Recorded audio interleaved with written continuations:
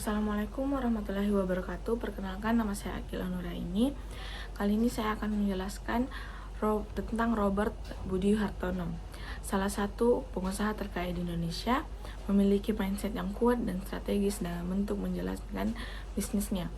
Berikut adalah beberapa pola pikir atau mindset yang dapat disimpulkan dari perjalanan suksesnya. Yang pertama adalah visi jangka panjang. Budi Hartono dikenal memiliki kemampuan untuk melihat peluang jangka panjang. Dia tidak hanya fokus pada keuntungan instan, tetapi juga memastikan bahwa bisnisnya berkelanjutan. Contohnya adalah diversifikasi bisnisnya dari rokok jarum ke sektor perbankan BCA yang memberikan stabilitas dan pertumbuhan jangka panjang. Yang kedua adalah diversifikasi bisnis. Tidak hanya menggantungkan diri pada satu sumber pendapatan adalah prinsip yang diterapkan Budi Hartono. Dari industri rokok, properti, elektronik, hingga investasi teknologi. Ia memperluas portofolio bisnisnya untuk mengurangi risiko dan memaksimalkan potensi keuntungan. Yang ketiga adalah adaptasi dengan perkembangan zaman. Budi Hartono memahami pentingnya inovasi dan mengikuti tren teknologi. Hal ini terlihat dari keterlibatan grup Jarum dalam mendukung startup melalui ekosistem teknologi seperti Blibli.com dan investasi di sektor digital. Berikut efektuasi pada Budi Hartono. Yang pertama, fokus pada sumber daya yang dimiliki. Contohnya ketika mengambil alih BCA pada masa krisis ekonomi 1998, Budi Hartono memanfaatkan kemampuan finansial dan jaringan bisnisnya untuk menghidupkan kembali bank tersebut. Yang kedua, mengelola risiko. Contohnya, dalam diversifikasi bisnis, mereka tidak sepenuhnya meninggalkan industri rokok, tetapi melibatkan sektor perbankan dan teknologi untuk memperkuat arus dan mengurangi ketergantungan pada satu sumber pendapatan. Yang ketiga, beradaptasi dengan perubahan.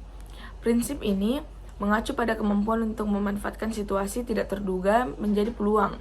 Contohnya, dalam menghadapi era digital, mereka beradaptasi dengan berinvestasi di e-commerce, Blibli.com, dan vintage, menunjukkan kemampuan untuk berubah sesuai dengan kebutuhan pasar. Selanjutnya, mindset yang saya miliki saat ini adalah growth mindset. Keyakinan bahwa saya bisa terus belajar dan berkembang.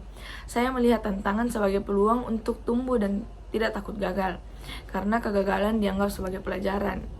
Yang kedua adalah fokus pada solusi atau problem solving. Sebagai calon entrepreneur, saya tidak hanya mencari keuntungan, tetapi juga berusaha memecahkan masalah yang dihadapi pasar atau konsumen. Yang ketiga adalah ketangguhan. Saya sadar bahwa perjalanan bisnis penuh tantangan. Ketika menghadapi kegagalan atau rintangan, saya tetap bertahan dan terus melangkah, karena saya tahu bahwa kesuksesan membutuhkan waktu. Yang keempat adalah visioner. Saya selalu punya pandangan jangka panjang. Selanjutnya, efektuasi dalam diri saya. Yang pertama, memulai dengan apa yang saya miliki dan membangun langkah demi langkah. Yang kedua, mengelola risiko dengan hati-hati. Yang ketiga, melihat peluang dalam ketidakpastian. Yang keempat, berjejaring dan berkolaborasi dengan orang lain.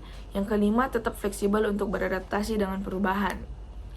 Saya bisa mulai dengan mengevaluasi situasi saat ini, yaitu keterampilan, jaringan, dan sumber daya apa yang bisa saya manfaatkan untuk menciptakan peluang baru. Dengan terus berpikir strategis dan mengambil tindakan, saya dapat mengimplementasikan prinsip efektuasi secara nyata dalam perjalanan kewirausahaan saya. Yang pertama, mengembangkan mindset kewirausahaan. Mindset adalah fondasi utama untuk menjadi entrepreneur yang sukses, yang fokus pada growth mindset, resilience, problem solving. Langkah nyata, latih diri Anda untuk berpikir positif dan fokus pada solusi. Belajar dari kegagalan, lihat itu sebagai pelajaran. Yang kedua, perluas pengetahuan dan keterampilan. Yang ketiga, memulai dengan hal kecil. Yang keempat, perluas jaringan.